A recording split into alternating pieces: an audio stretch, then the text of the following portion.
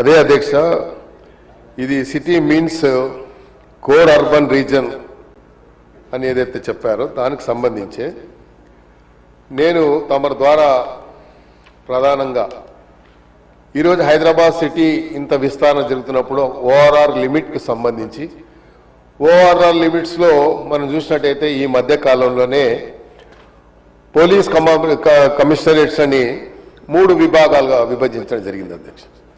Cyberabad, Hyderabad, Malkajgiri.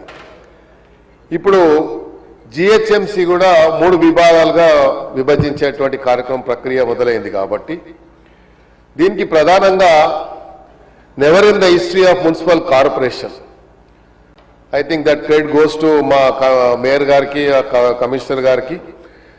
Discussion, ఒక lengthy discussion, opinion, అందరు కార్పొరేషన్లో ఉన్నటువంటి కార్పొరేటర్స్ యొక్క అభిప్రాయాలు తీసుకోవాలని, అభిప్రాయాల్ని పరిగణలోకి తీసుకొని వారి ఆలోచన విధానాన్ని పరిగణలోకి తీసుకోవాలని ఆలోచనతోని ఒక లెంతీ డిస్కషన్ని శ్రీకారం చుట్టడం జరిగింది అధ్యక్ష.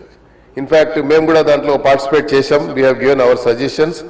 ఎందుకంటే కార్పొరేషన్కు సంబంధించి సుమారు 300 కార్పొరేషన్స్ ఈరోజు 27 మరి మున్సిపాలిటీస్ కానీ మిగతా కార్పొరేషన్స్ కానీ మెర్జ్ అయిన తర్వాత ఇది ఇంత పెద్ద విస్తరణ జరుగుతున్నప్పుడు దీన్ని ఏ రకంగా 3 ప్రాంతాలుగా చెప్పి మనం సమాచారం వచ్చింది అధ్యక్ష. ఇవి ఏ 3 ప్రాంతాలకు ఏం పేర్లు పెట్టారు మంత్రి గారి తమరి ద్వారా నేను అడుగుతా ఉన్నా అధ్యక్ష. 3 ప్రాంతాలు అంటే 3 కార్పొరేషన్లు అని చెప్పారు. ఈ 3 కార్పొరేషన్స్ కు పేర్లు ఏం పెట్టారు?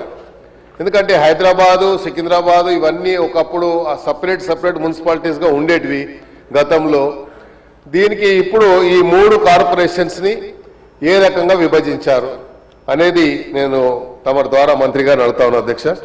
మరి హైదరాబాద్ సిటీ ఈరోజు చూసినట్టయితే మనము కార్పొరేషన్ లిమిట్స్ వచ్చినప్పుడు 650 కిలోమీటర్లు స్క్వేర్ కిలోమీటర్లు ఉంటే ఇప్పుడు ఈ కార్పొరేషన్ వచ్చేసి సుమారు 2050 కిలోమీటర్ల వరకు విస్తరణ జరుగుతూ ఉంది.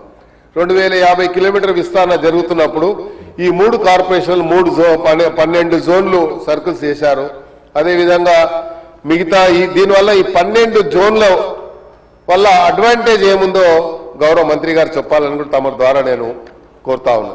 ఎందుకంటే హైదరాబాద్ ప్రజలకు తెలియాలి అధ్యక్ష, ఈ అడ్వాంటేజ్ డిసడ్వాంటేజెస్ ఏమేమి ఉన్నాయనేది తెలియాల్సిన అవసరం ఉంది. కాబట్టి ఈ అడ్వాంటేజెస్ ఏమున్నాయి, 12 జోన్ల కింద మీరు 60 సర్కిల్స్ చేశారు. ఇప్పుడు 12 జోన్లో 60 సర్కిల్స్ చేశారు కాబట్టి 60 సర్కిల్స్ కు సంబంధించి అడ్వాంటేజెస్ ఏమున్నాయనేది ఒక ఐడియా, ఒక ఆలోచన రావాలి, పబ్లిక్ ఉండాలని, ఇన్ఫర్మేషన్ ఉండాలనేది నేను తమ ద్వారా అడుగుతున్న అధ్యక్ష.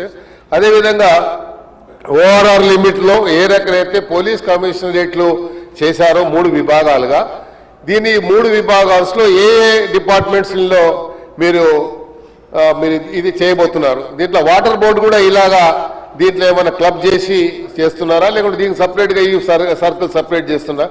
ఎలక్ట్రిసిటీ ఉంది, దాన్ని కూడా దీంట్లో క్లబ్ చేస్తున్నారా, లేకుంటే దాన్ని సపరేట్గా 3 విభాగాలుగా చేస్తున్నారా అనేది. రెవెన్యూ డిస్ట్రిక్ట్స్ కూడా, ఈ రెవెన్యూ డిస్ట్రిక్ట్స్ దీన్ని ఎలా తీసి కానీ దీన్ని మరి చేస్తున్నారు అనేది. అదేవిధంగా all departments will come under one umbrella లేకుంటే సపరేట్గా ఉంటాయా? ఏవైతే డిపార్ట్మెంట్స్ ఇప్పుడు ఉన్నాయో ఇవన్నీ డిపార్ట్మెంట్స్ అన్ని కూడా ఒకే అంబ్రెల్లా కిందకి వస్తాయా, ఒకే పరిధిలోకి వస్తాయా, లేకపోతే డిఫరెంట్ విభాగాల్లో చేస్తారా అనేది అక్కడ కోఆర్డినేషన్ మరి ప్రాపర్గా ఉంటుందా లేదా అనేది మనం చూసుకోవాలి అధ్యక్ష. ఎందుకంటే ఎప్పుడైతే ఒక అన్ని విభాగాలు ఒక కోఆర్డినేషన్తో జరిగితే మాత్రం ముఖ్యమంత్రి గారి ఆలోచన విధానంగా అనుగుణంగా అభివృద్ధి జరిగేటువంటి అవకాశం ఉంది. ఎందుకంటే హైదరాబాద్ సిటీని ఇంత పెద్ద ఎత్తున అభివృద్ధి చేయాలనే ఆలోచన గతంలో ఎప్పుడు రాలేదు. కాబట్టి హైదరాబాద్ ఇంత విస్తరణ జరుగుతున్నప్పుడు ఇది అభివృద్ధి జరగాలి అని, హైదరాబాద్ ప్రజలకు అన్ని రకాల సౌకర్యాలు ఇవ్వాలని. ఎందుకంటే ఇప్పుడే చెప్పాం, గండిపేట నీళ్ళ గురించి మనం మాట్లాడుతున్నాం అధ్యక్ష. హైదరాబాద్ సిటీలో అధ్యక్ష మీరు ఎప్పుడు చూసినా కూడా cost of living comparing to any other state, any other city or any other country I can say, మరి కాస్ట్ ఆఫ్ లివింగ్ హైదరాబాద్ సిటీలో చాలా తక్కువ ఉంటుంది అధ్యక్ష. ఎందుకంటే అందరు కూడా ఈరోజు హైదరాబాద్ దృష్టి హైదరాబాద్ ఉంది.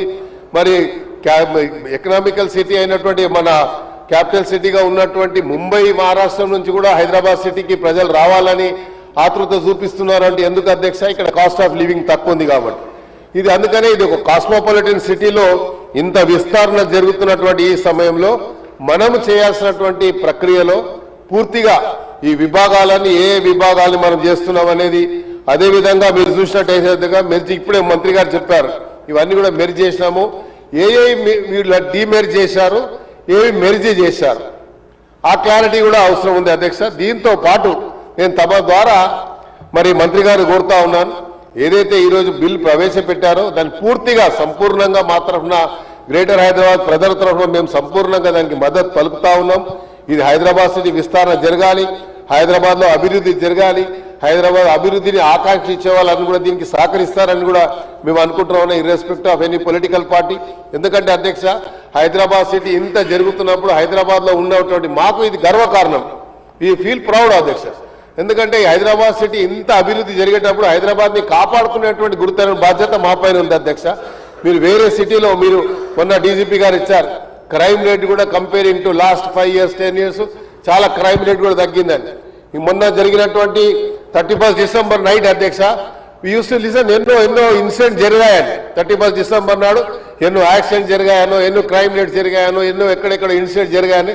Not even a single incident అధ్యక్ష మన దగ్గర జరగలేదు. వేరే ఇన్ స్విట్జర్లాండ్ అంత పెద్ద ఇన్సిడెంట్ జరిగింది 31st నైట్ కి.